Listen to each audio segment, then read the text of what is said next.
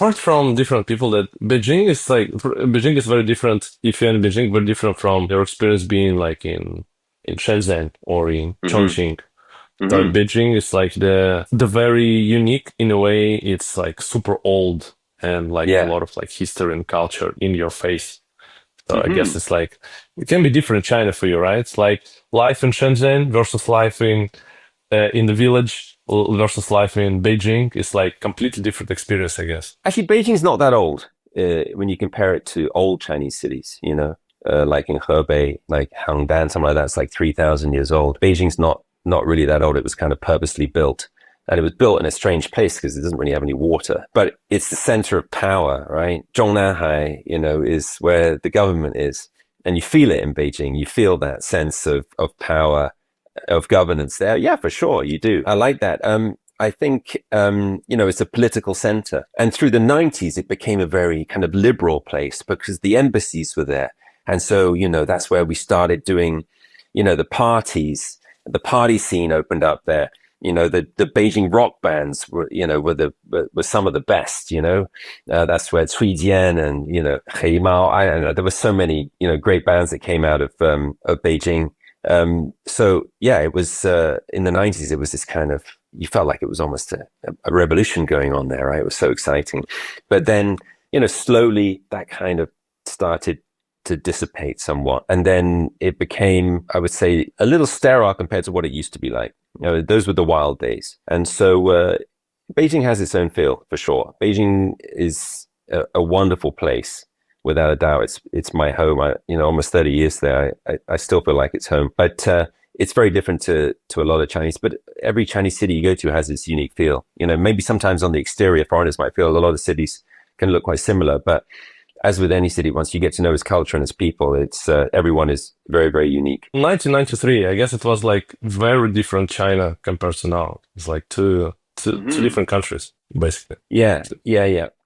Physically, it looks very different. I mean, the people are, certainly haven't changed that much. The I love the country a lot, but physically, yeah. I mean, I think when I arrived in Beijing, the population was around 8 or 9 million. By the time I left, it was 23 million. So I spent around 28 years in Beijing. It was pretty much a flat city. There weren't really high rises or many high rises. At night, it was very dark. As foreigners, we had our own money. FEC, foreign exchange certificates. You had to live in foreign areas, but I was a backpacker when I arrived, and I didn't have much money, so I through some connections got to live with a Chinese family that wanted to make a bit of extra money, and it was incredible. The family and that whole area had never had a foreigner live in it before in Beijing. That's now the third ring road, but then there was no third ring road. And the first morning I woke up in their house, they were standing over my bed watching me sleeping. Because they were so they were so excited to have me there, and I just remember waking up at 6 and just seeing this old couple standing over me, looking at me, sleeping, and then they kind of jumped to action and made me breakfast. But there was no privacy. In fact, there was no door on the toilet. So I lived with this couple, and I very much lived with them. We shared meals. I had no privacy. The partition between my bed and the place where we ate was a bit of clear plastic, but it was a wonderful way to learn Chinese, and it was a wonderful way to learn a lot about Chinese culture. So it was a good start. So you learn to speak Chinese the hard way. So basically from practicing. I think that's the easy way, isn't it? For me, sitting in a classroom is a nightmare. I have no focus at all. I'm a person that needs to learn on the go, and so Chinese is a very easy language to learn. I think grammatically, it's very simple. So if you've got challenges like I have, if it's a language with very little grammar, and all you have to do is copy people, you can learn it really, really quickly. And forget about the reading and writing. I mean, I can hardly read and write English, let alone Chinese. I can read a little bit, but I learned it on the fly, and I started my first business in 1995, and that took me traveling to a lot of cities in the north of China, where there were no foreigners and certainly very few people that could speak English, and so total immersion, and also just driven by passion because I love people, I love talking to people, I love drumming up conversations, and the power of knowing a language is unbelievable. I mean, fast forward, 28 years from that moment, I took my children, I have 4 daughters, to go live in a village, which in a farmer's house in Hunan, he had one ox or one shuini, or like one water buffalo, to plow his 6 Chinese acres of rice.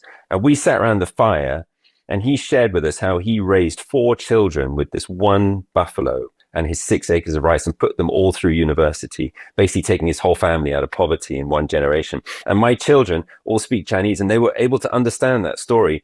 And you think, the power of language, of moments like that, that you can take your children traveling, to the countryside of China and sit down and have conversations like that. It's very good for their empathy, I would say, and very good for their sort of general understanding of the world. You said that the city changed, Beijing changed big time, but people didn't really change. Is it so? And do you miss anything from that times? Maybe the simplicity of life, or anything like from back then, from the 90s? Yeah, I guess it would be a sweeping statement to say that people didn't change. Of course, people changed. I think people changed physically as well. People, they had access to more products. There was no milk products or anything when I was there. And suddenly people's bodies filled out. They became taller and stronger. And so, yeah, people changed for sure. And, with my second business, which was a retail brand, part of my concept was I only hired retired old ladies to run my stores. And this is a streetwear brand where I make T-shirts, right? So it's a kind of a cool brand. So it was a funny concept to have old people running those shops, but it was part of my sort of community concept. But the reason I bring that up is that, these ladies, a lot of them, I sourced them because they all worked in Beijing's very first department store in Wangfujing in the 90s. It's a funny story, right? They all worked in this, basically it's an SOE, right? And they would always say, I remember the quote from one of them, she said to me in Chinese, she's like, when I was young, I would buy a tomato and you could smell it, in Chinese, it'd be like, you were, And he goes, she's like, now the tomatoes don't have any smell, you were. And she goes, and people don't have any smell. That what she doesn't mean like people smell smelly, but you were means like they've lost a certain sense of being interesting, or they've lost a certain sense of personality. And she said people have changed, they're just not as interesting anymore. They're not so, I don't even know how to translate it, but it was a good analogy that, yeah, people have changed because in that time, obviously, things became extremely competitive over time. In the early 90s, there was very few products. People were still getting to grips with opening up and reform in China. It was, opportunity everywhere. I mean, the development through the 90s was much crazier than the development from 2000 to 2010. I don't know. You could think of any industry and you think, well, it hasn't been opened up yet. So there's opportunity everywhere and very little regulation and law. The Chinese saying is, they were crossing the river and feeling the stones. And that's what they were doing with opening up a reform. They opened up and they were making regulation after industries had become, mature, rather than making up the regulation beforehand. So the 90s was that period of very little regulation, crazy amounts of opportunity. And then into the 2000s and then now, now it's obviously quite a mature economy, especially, in the cities. It's a lot harder for young people to find work. I guess in summary, people will have changed a lot over that 30-year period. So I take back everything I said.